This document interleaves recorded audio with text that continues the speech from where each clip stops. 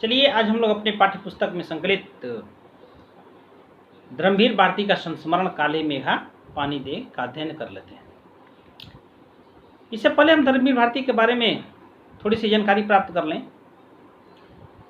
धर्मवीर भारती का जन्म 25 दिसंबर 1926 को इलाहाबाद में हुआ था और निधन 4 सितंबर 1997 को हुआ था। धर्मवीर भारती एक कवि, नाटककार, लेखक एवं विचारक थे। उन्होंने समाज के विभिन्न क्षेत्रों में सामाजिक परिवेश को अध्ययन किया और अध्ययन करने के बाद उन्होंने साहित्य में अपनी लेखनी चलाई। उनके जो प्रसिद्ध उपन्यास गुनाहों का देवता बहुत प्रचलित हुआ, उस उपन्यास को आप लोग को भी पढ़ना चाहिए। सूरज का 7वां घोड़ा और अंधा युग प्रसिद्ध। बच्चों, साहित्यिक पत्रिका धर्मयुग के प्रधान संपादक थे धर्मवीर भारती और यह पत्रिका लोक प्रचलित पत्रिका है। मैं सीधा अपने उनके द्वारा रचित संस्मरण काले मेघा पानी दे पर आज चर्चा करूंगा।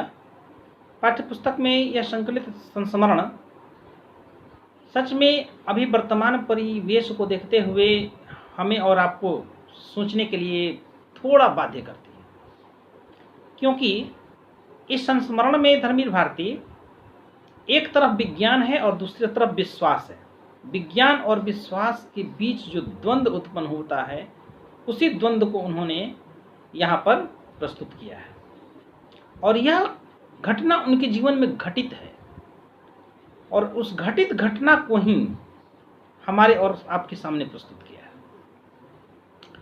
तो काले मेघा पानी दे संस्मरण में हम जब एक बार डुबकी लगाते हैं तो विज्ञान और तर्क के बीच उत्पन्न होने वाले द्वंद्व को सुलझाने की कोशिश करते हैं, लेकिन लेखक एक बहुत बड़ा व्यंग इस पर किया है और वह व्यंग है हम भारतीय लोगों को सिर्फ लेने की क्षमता, देने के लिए कुछ नहीं। जब कहीं कुछ बिकता है मुफ्त में तो हम हाथ फैला करके दौड़ करके जाते हैं और ले लेते हैं, लेकिन जब देने की बारी आती है तो थोड़ी देर के लिए हम सोचते हैं कि दें या नहीं दें। यह व्यंग इसलिए मैं कह रहा हूं कि अंत में जब आप पढ़ेंगे तो देखेंगे कि 50 वर्षों के बाद भी जिस समय यह काले मेघा पानी दे का प्रकाशन हुआ था, उस समय तक का प्रकाश 50 वर्ष तक, 50 वर्ष क्या, अभी भी आज भी वह दशा है हमारे बीच कि हम लेते ही हैं, सब देने के लिए नहीं जल्दी सोचते। और प्रकृति से बहुत बड़ा उदाहरण यहाँ पर उन्होंने प्रस्तुत किया है। बारिश नहीं हो रही है, अकाल लगता है कि पड़ जाएगा, किसान छटपटा रहे हैं कि बारिश नहीं होगी तो फसल कैसे उगेगा, हम लोग की रोजी रोटी कैसे चलेगी, अनावृष्टि लगता है कि अब सर पर सवार है।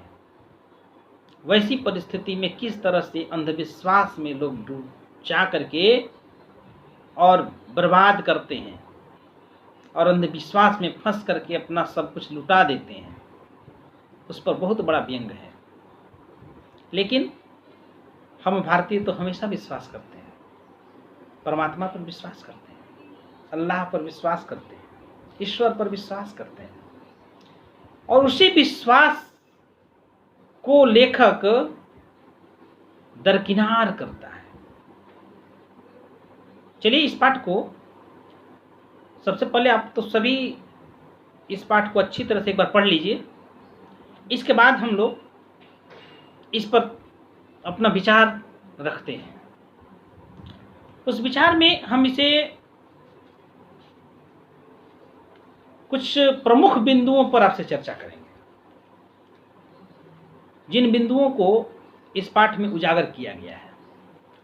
वो प्रमुख बिंदु जो है वह है अनावृष्टि से आशंकित गांव। गांव में बारिश नहीं हो रही है, लोग परेशान हैं कि बारिश कब होगी। जब बारिश होगी तभी तो हमारा बीजारोपण होगा, फसल की तैयारियां होगी। लेकिन जब अनावृष्टि से आशंकित गांव के लोग बारिश कैसे हो उसके लिए अपने लोक प्रचलित विश्वास को बचपन में ढकेल देते हैं। उस गांव के 14-15 वर्ष के जितने बच्चे हैं वह मेढक मंडली और इंद्र सेना बनती है।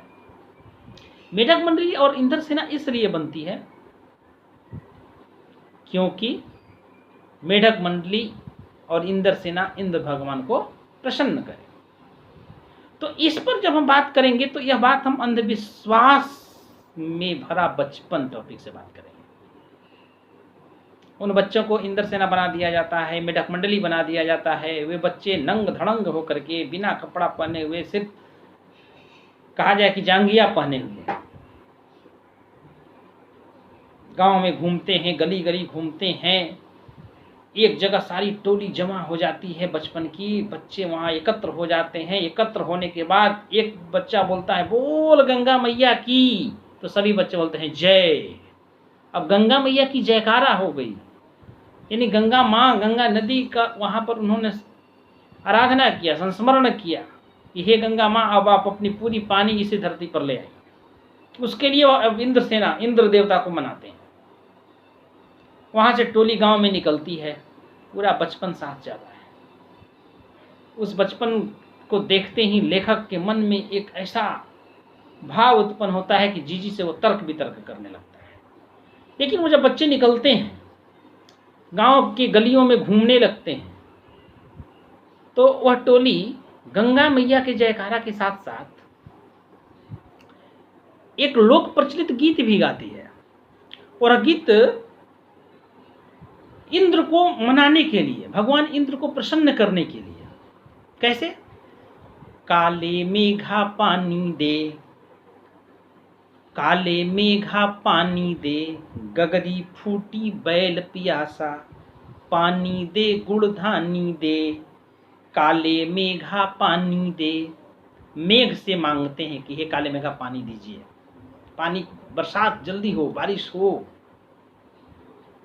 यहाँ पर लेखक सब देखता है कि जब पानी की कमी है तो एक क्या लोक प्रचलित विश्वास यहाँ पर सामने आता है। जब मेढक मंडली निकलती है, इंद्र सेना के बच्चे जब गली गली दौड़ने लगते हैं, तो घर की महिलाएं अपने छत से घर में स्टोर किया हुआ पानी, घर में रखा हुआ पानी बाल्टी में भर करके लाती है और उस इंद्र सेना और मेढक मंडली के ऊपर फेंक देती है।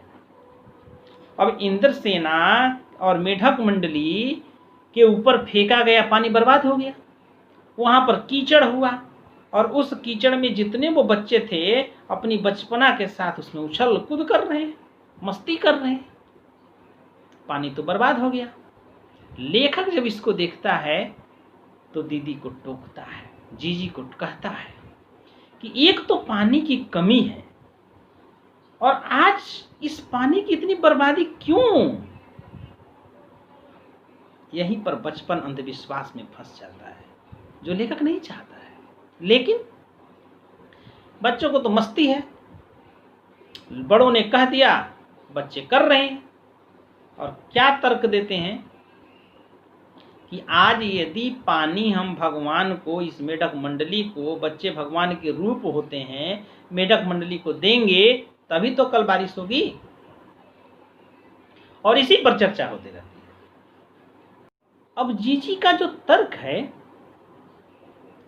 वह लेखक को समझ से थोड़ा परे है, क्योंकि जीजी लेखक से बहुत बड़ी है, अर्थात उसकी मां के एज के बराबर है।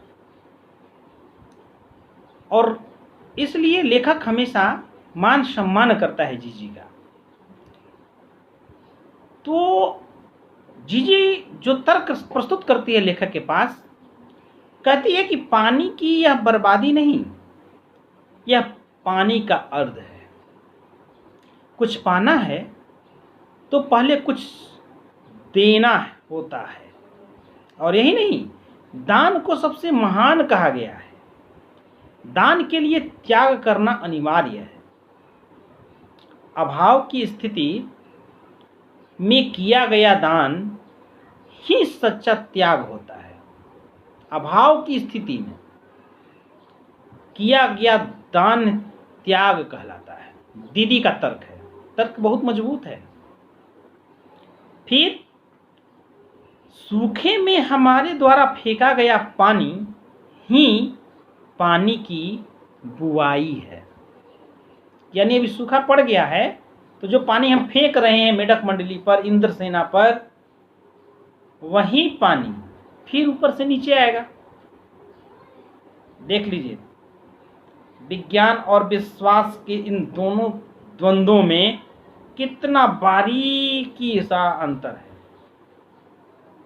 सच में एक तरह से हम विश्वास की तरफ जाएं तो जरूर ये कहेंगे जब पानी फेंकते हैं वहीं पानी जो वाष्प बन के उड़ता है तो बादल बनता है, वहीं पानी बरसता है, विज्ञान कहता है। और जीजी कहती है कि हम त्याग से पानी भगवान को अर्पित करते हैं, फेंकते हैं। यानी विज्ञान और विश्वास के बीच की बारीकी कितनी है, खुद सोचिए इस बात को। अब बेचारा लेखक यहां पर फंस जाता है, चुप हो जाता है। और चुप ही नहीं होता, जीजी के तर्क के आगे वो थोड़ी देर के लिए शांत हो जाता है। लेकिन अपनी लेखनी में लेखक जो बताना चाहता है वह अंतिम परिच्छेद में उन्होंने लिखा है। आप जरूर उसे पढ़िए और देखिए क्या लिखा है। लेखक लिखते हैं उसमें कि 50 वर्ष के बाद लेखक यह सोचता है कि हम देश के लिए क्या कर रहे हैं।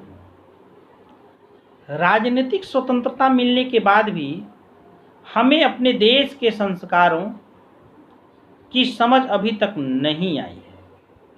हमारी स्थिति मांगने की तो हर समय बनी रहती है, किंतु त्याग करने से हम पीछे हट जाते हैं। लेखक कहता है कि आज आदमी अत्यधिक स्वार्थी हो गया है। ये बातें लेखक के मन को कचोटती हैं। हम चारों ओर फैल रहे भ्रष्टाचार को लेकर बात करते हैं, लेकिन कभी यह नहीं देखते कि कहीं हम तो भी भ्रष्टाचार के शिकार नहीं बन रहे। यदि हम सोचें तो एक स्तर पर हम सभी स्वयं को उसी भ्रष्टाचार का अंग बना हुआ पाते हैं। काले मेघा दल के दल उमड़ते हैं। दल के दल उमड़ना यानी मेघ आकाश में हमेशा उमड़ते रहते हैं। पानी झमाझम बरसता है, पर गगरी फूटी की फूटी ही है। बैल प्यासे के प्यासे ही रह जाते हैं। आखिर कब बदलेगी यह स्थिति? लेखक इन्हीं सब प्रश्नों से अपने आप को घिरा पाता है। अर्थात लेखक क्या कहना चाहता है कि हम पानी देते हैं, पानी बरसता है, अर्थात हम सरकार बनवाते हैं, सरकार हमें बहुत कुछ देती भी है, लेकिन वह हम तक कितना पहुंचता है? बारिश होती है तो उस बारिश का पानी हमें कहां तक मिलता है? बार बार इसी को सोचने के लिए बाध्य होता है लेखक। काले मेघा पानी दे एक प्रतीकार्थ के रूप में यहाँ प्रस्तुत किया है। मुख्य बिंदु तो यहाँ पर इस तरह से है। तो चलिए, इस तरह से हम लोग काले मेघा पानी दे का एक संक्षिप्त चर्चा किए, इस पर बातें किए। यदि किसी प्रकार का कोई भी संदेह हो, प्रश्न हो, तो जरूर आप पूछिए, कमेंट बॉक्स में डालिए। फिर हम नए पाठ के साथ उपस्थित होंगे। तब तक के लिए धन्यवाद। जय हिंद, जय भारत।